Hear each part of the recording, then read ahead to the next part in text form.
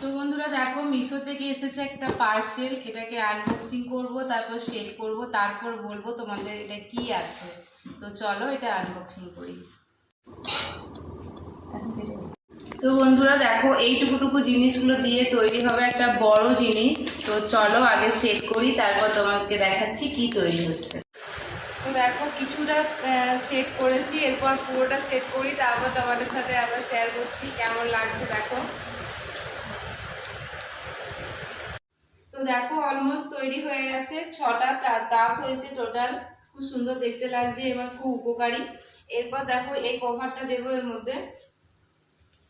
দেখো এই যে কভারটা পরানো হয়ে গেছে, এই যে এর মধ্যে জামা কাপড় থাকবে বা বই যে কোনো কিছু রাখতে পারো। আর এই যে এটা ঢাকা, আর এই যে চেনটা দিয়ে দিতে হবে। এগুলো লাগিয়ে দিয়েছি পুরো একদম আলমারির মতো, খুব শৌখিন জিনিস এটা একটা। তো কেমন লাগছে অবশ্যই কমেন্ট করে জানিও।